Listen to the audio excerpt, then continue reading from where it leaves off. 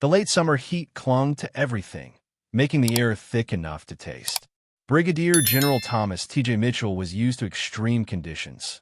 He'd seen the scorching deserts of the Middle East, hiked through sweltering jungles in Southeast Asia, and commanded rescue efforts in punishing monsoon rains.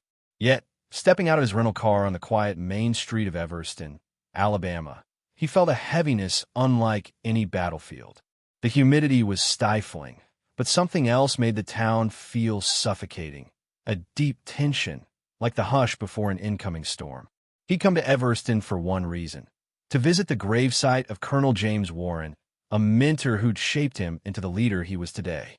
He could have come in uniform, but decided on civilian clothes, plain khakis, a polo shirt, and unassuming sneakers.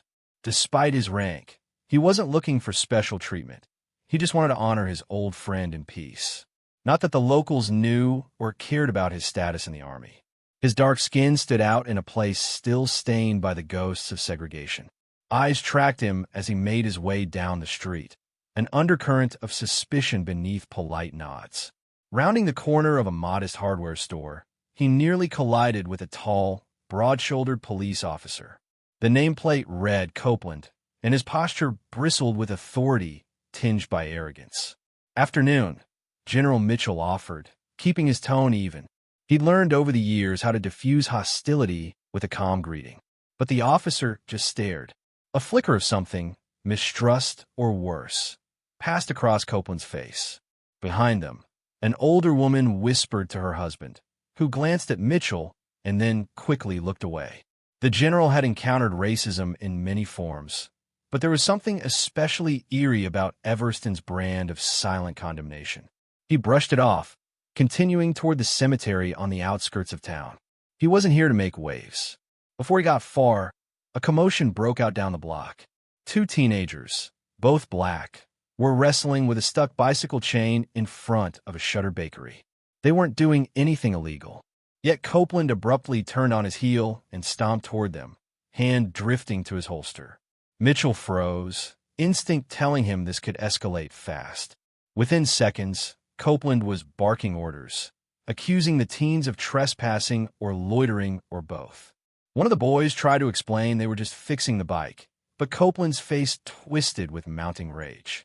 Mitchell had seen that brand of anger before. Men in uniform, adrenaline pumping, who became blind to reason. He stepped forward, carefully keeping his voice level. "Officer, seems like they're just trying to get their chain unstuck. No harm done." The teens looked at Mitchell with visible relief, but Copeland's glare shifted to a scowl. His eyes raked over Mitchell's athletic build and dark complexion, that same flicker of suspicion flaring again. "You need to back up," Copeland growled, projecting his voice to establish dominance. He wasn't shouting yet, but there was a clear threat in the set of his jaw. Mitchell kept his hands at his sides, palms open. It was the posture he'd use when calming nervous recruits on their first airborne jump. Controlled, confident, non-aggressive. But he could feel the tension rolling off Copeland like waves of oppressive heat. What happened next would turn the sleepy town of Everston upside down, showing everyone that a bigoted assumption can be as explosive as any grenade, and that some lines, once crossed, can never be walked back. Copeland's stare might as well have been a loaded rifle. The officer took one step closer to Mitchell, ignoring the teens altogether now, as if the sight of a calm, unbowed black man presented a bigger threat than two kids with a bike. The hot air rippled in the afternoon sun, intensifying the claustrophobic feeling in the tiny downtown corridor. Mitchell's heartbeat thumped steadily, a drumline he'd learned to control in combat. He'd been pinned down by enemy fire, negotiated with hostile militias, and led rescue missions in war-torn regions. It should have been simple. Yet racism, he reflected, had a way of turning the simplest encounters into powder kegs. "Hands where I can see 'em," Copeland ordered, voice rough as gravel. He glanced pointedly at the teens, silently conveying that they should keep their distance. They obeyed, edging behind a parked truck. One of them fumbled for his phone, though his trembling hands struggled to press record. Mitchell lifted his palms higher, letting the officer see he was unarmed. "Officer, I'm just trying to prevent a misunderstanding," he said. Those boys. Copeland didn't let him finish. I'll determine who's causing trouble, he snapped. Not you. Behind Copeland, a couple on a bench watched nervously. A middle-aged man in a mechanic's uniform stepped out of a nearby auto shop, surveying the scene. Mitchell spotted him inching closer, as if prepared to intervene. For a moment, Mitchell hoped reason might prevail if more witnesses were around. But Copeland was too far gone, locked in some twisted territorial stand. His chest puffed out, hand inching ever closer to the Glock at his side. The threat was blatant. Mitchell understood that posture. He'd taught hundreds of young soldiers how to hold a weapon with authority, how to communicate readiness without firing a single shot. But in Copeland's stance, there was no discipline, only anger. Mitchell took a slow breath. I'm Brigadier General Thomas Mitchell, United States Army. He spoke with measured precision, the same way he had in countless briefings. And I'm telling you there's no threat here. Let these kids. Copeland's eyes flared at the mention of rank. Disbelief, maybe jealousy, played on his features. General, the word came out dripping with sarcasm. Sure you are. An onlooker gasped, glancing at Mitchell in shock. The mechanic stepped forward, brow furrowed. Officer, I've seen this man's face before, he said. He was in the paper last year for some big army ceremony. Copeland's jaw set like stone. Perhaps deep down he realized he was about to make a massive mistake, but arrogance and prejudice can be a potent cocktail. Without warning, he jerked his gun free from its holster, leveling it right at Mitchell's chest. A ripple of horrified gasps spread through the street. The teens ducked behind a truck. The couple on the bench scrambled to stand, nearly knocking over a potted plant in their haste. The mechanic raised both hands, urging calm, but no one dared step between a drawn weapon and its target. Mitchell froze. Training told him not to provoke a man with a trembling trigger finger. He'd once faced an enemy sniper on a rooftop with less fear than he felt now. Because this wasn't a battlefield governed by military codes, it was a small town street, governed by a single cop's fury. Copeland barked, "On your knees now." Spittle flew from his mouth, raw hatred twisting his features. Mitchell didn't move. He locked eyes with the man, voice surprisingly steady. I'm giving you a chance to stand down, officer. In that suspended moment, the entire town seemed to hold its breath. The scorching sun bore witness to a confrontation that might define Everston for years. Copeland's hand shook. Mitchell could hear his own heartbeat echoing in his ears. Any sudden noise, an engine backfiring, a door slamming, could provoke disaster. That's when a second voice rang out, breaking the tension like a crack of thunder. Copeland! The shout came from behind a squad car that had just pulled up. Officer Cynthia Hall, tall, poised, and outranking Copeland by a single stripe, emerged in a flurry of urgency.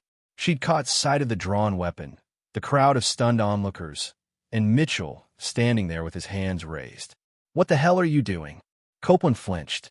Mitchell felt a shift in the air, as if the entire scene wavered between calamity and resolution. Hall approached with confident strides, scanning the situation.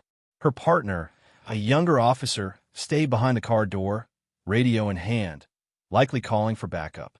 The townspeople pressed closer, some filming, some staring in disbelief, others frantically muttering prayers. Stay back, Hall, Copeland growled, refusing to lower his weapon. A bead of sweat trickled down his temple, betraying his nerves. Man's obstructing justice. Claims he's a general. Hall's eyes flicked to Mitchell. She recognized him immediately. She'd once seen him deliver a keynote at a community event for veterans. General Mitchell, she said, voice pitched low with respect. I didn't know you were visiting. Copeland's posture cracked, if only for a split second. Confusion rippled across his features. He was trying to reconcile the angry narrative he'd built in his head with the reality of a decorated army general standing before him. But prejudice had a tight hold on his psyche. It wasn't letting go so easily. Put the gun down, Hall ordered, stepping between Copeland and Mitchell. Now, he hesitated. Mitchell could almost see the war playing out in the man's mind. fear and bias pitted against the possibility that he'd just pointed a lethal weapon at a highly respected military officer. The crowd didn't move or speak.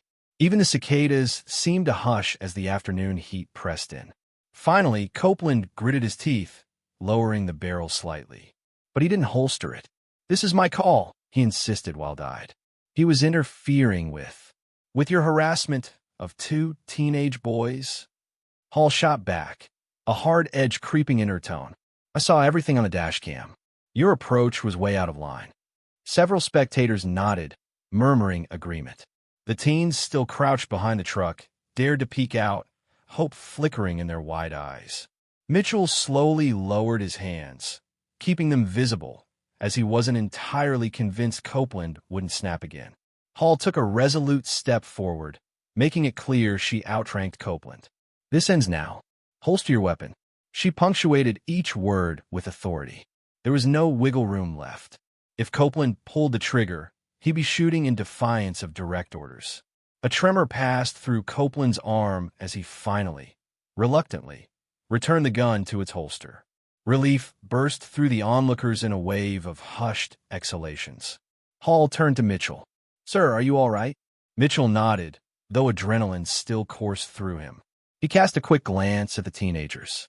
They looked shaken but unhurt. "I'm okay," he answered, voice steady. Then he met Copeland's gaze. "But we both know this could have ended differently. Someone could have died." Copeland said nothing, anger and shame warring on his face. He took a half step back, suddenly looking smaller than his imposing frame suggested. At that moment, the younger officer approached with handcuffs at the ready. Hall gave a short nod, and Copeland, breathing hard, turned around to allow his own subordinate to cuff him. A ripple of disbelief spread through the crowd. With Copeland in custody, Hall gestured for the teens to come forward. She asked a few quick questions, verifying that they were indeed just fixing a broken bike chain. The tension began to thaw, replaced by a jarring sense of relief. Phones were still recording, capturing the arrest of one cop by another. Mitchell knew the footage would go viral before sunset. "You'll need to make a statement, sir," Hall informed him gently. "But first, I'd like to say thank you." Her gaze flicked momentarily to where Copeland stood, glaring at the pavement. "For keeping this from turning into a tragedy." Mitchell sighed, shoulders finally relaxing. "I did what anyone should do," he said quietly. "But I'm afraid not everyone would." As the sun dipped lower in the sky, Mitchell accompanied Hall back to her cruiser to give his statement. The teens, no longer shaking, thanked him profusely. The scattered crowd began to disperse, some still stunned by the day's events. All the while, Copeland seethed in the back of a squad car, no doubt realizing that he'd just thrown his career into freefall. Racism had pushed him over a line that no badge could ever justify. And as General Mitchell walked away, he couldn't help but think, in a just world, such a confrontation would never happen. But the fight for that world had to be won one incident at a time. No matter how suffocating the heat, no matter how strong the prejudice lurking beneath the uniform.